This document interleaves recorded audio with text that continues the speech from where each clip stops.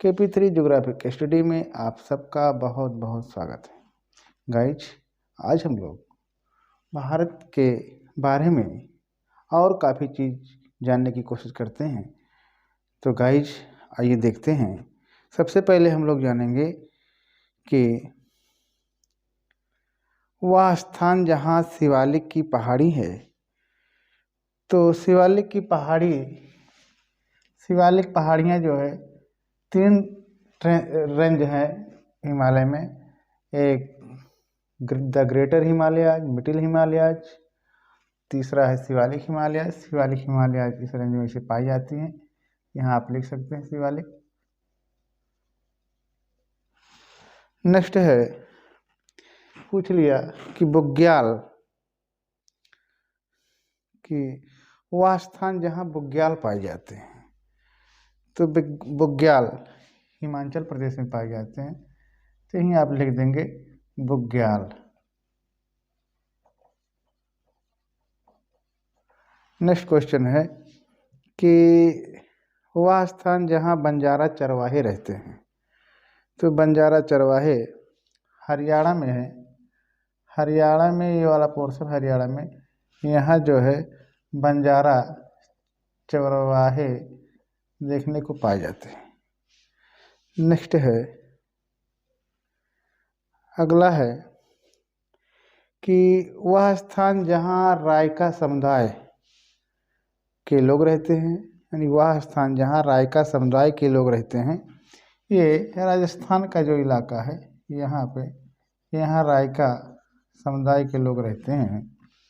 आगे चलते हैं। आगे हम लोग जानेंगे कि मान लीजिए कि भारत में पूछ लिया, बोर्ड परीक्षा में प्रश्न पूछ लिया कि कर्क रेखा किन किन राज्यों से होकर के गुजरती है।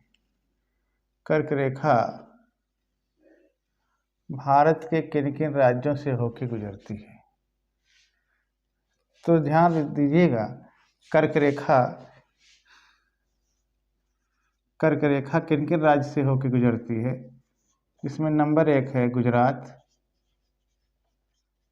नंबर 2 है राजस्थान, नंबर 3 है मध्य प्रदेश, नंबर 4 है छत्तीसगढ़, नंबर 5 है झारखंड, 6 है पश्चिम बंगाल, और 7वां है त्रिपुरा, 8वां है मिजोरम। इस प्रकार से गाइस हम लोग देख रहे हैं कि कर्क रेखा जो है, ये कर्क रेखा है। कर्क रेखा भारत के 8 राज्यों से होकर गुजरती है। गुजरात, राजस्थान, मध्य प्रदेश, छत्तीसगढ़, झारखंड, पश्चिम बंगाल, त्रिपुरा और मिजोरम। आगे चलते हैं। आगे हम लोग जानेंगे कि जो मानक अक्ष रेखा है, भारतीय मानक रेखा है, वो कितने अक्षांशों से ध्यान दीजिए। कर्क रेखा 23.5 डिग्री है। 23.5 डिग्री उत्तरी अक्षांश की रेखा है कर्क रेखा। आगे चलते हैं। आगे हम लोग जानेंगे कि 82.5 डिग्री पूर्वी देशांतर, 82.5 डिग्री पूर्वी देशांतर को IST कहा जाता है, इंडियन स्टैंडर्ड टाइम। ये किन किन राज्यों से होकर गुजरती है, तो ध्यान दीजिएगा। 82.5 डिग्री देशांतर ये भारत के कई राज्यों से होकर गुजरती है, जिसमें है, पहला है उत्तर प्रदेश, और दूसरा है मध्य प्रदेश, तीसरा है छत्तीसगढ़, और चौथा है ओडिशा, और 5वां है आंध्र प्रदेश। तो भारतीय मानक रेखा यानी इंडियन स्टैंडर्ड टाइम, भारतीय मानक रेखा IST 82.5 डिग्री देशांतर, ये भारत के 5 राज्यों से होकर गुजरती है: उत्तर प्रदेश, मध्य प्रदेश, छत्तीसगढ़, उड़ीसा और आंध्र प्रदेश। ठीक गाइज, आगे चलते हैं। आगे हम लोग जानेंगे कि भारत का सबसे दक्षिणतम पॉइंट क्या है। भारत का मुख्य भूमि का दक्षिणतम पॉइंट ये है, यहाँ कन्याकुमारी है। कन्याकुमारी है। और उत्तर में यहाँ पे इंद्राकोल है। इंद्राकोल। भारत का मुख्य भूमि का दक्षिणतम पॉइंट कन्याकुमारी है। और भारत का जो सबसे दक्षिणतम पॉइंट है वो अंडमान निकोबार द्वीप समूह है। और अंडमान निकोबार द्वीप समूह में ऐसे है, सबसे दक्षिणतम पॉइंट यहाँ पे इंदिरा पॉइंट है। ठीक। भारत का पश्चिमतम बिंदु क्या है? तो भारत का पश्चिमतम बिंदु ये कच्छ, यहाँ पे है गुहार मोती। गुहार मोती ये कच्छ जिला में पड़ता है, गुजरात पश्चिम। भारत का जो सबसे पूर्वोत्तर भाग है, सबसे पूर्वी भाग है, वो है किबुथु। किबुथु शहर है, ये है पड़ता है अरुणाचल प्रदेश में। आगे चलते हैं गाइस। आगे हम और कुछ चीज़ों को जानने की कोशिश करते हैं। जैसे पूछ लिया दक्षिण भारत की सबसे ऊंची चोटी बताइए। तो दक्षिण भारत की सबसे ऊंची चोटी यहाँ पे है अनाई मोडी। अनाई मोडी दक्षिण भारत की सबसे ऊंची चोटी है।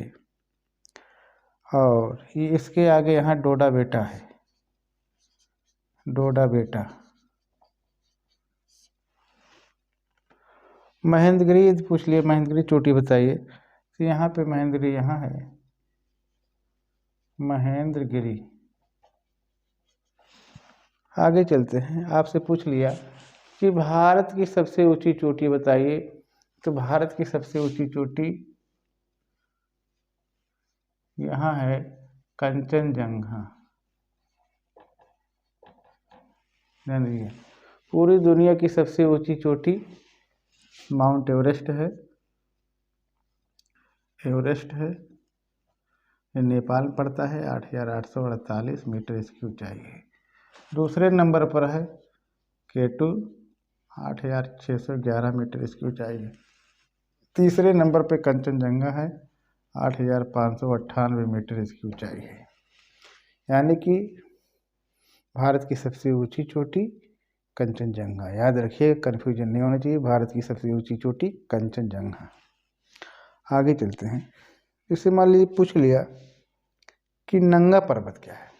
पूछ लिया नंगा पर्वत, तो नंगा पर्वत को हम यहीं दिखा देंगे और लिख देंगे नंगा पर्वत। आगे है, इसे पूछ लिया मालवा का पठार दिखाइए। तो मालवा का पठार आपको दिखाना है, तो मालवा का पठार यहीं आप मालवा का पठार दिखा सकते हैं। मालवा का पठार। पूछ लिए बुंदेलखंड का पठार दिखाना है, तो यहीं पे बुंदेलखंड का पठार है। बुंदेलखंड का पठार। आगे मान लीजिए पूछ लिया छोटा नागपुर का पठार। तो छोटा नागपुर का पठार यहाँ पे इसी से बना दीजिएगा, लिख दीजिएगा छोटा नागपुर।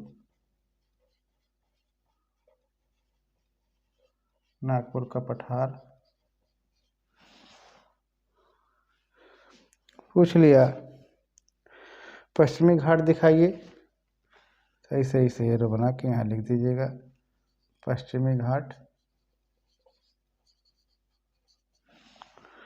और आगे पूछ लिया कि शिलांग का पठार दिखाइए, तो शिलांग का पठार यहाँ दिखा दीजिएगा, शिलांग का पठार।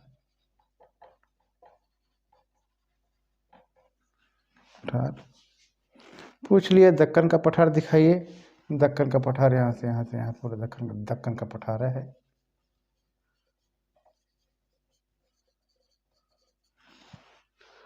आगे पूछ लिया कोरोमंडल तट दिखाइए, ये वाला जो कोस्टल एरिया है कोरोमंडल है, कोरोमंडल है ये वाला।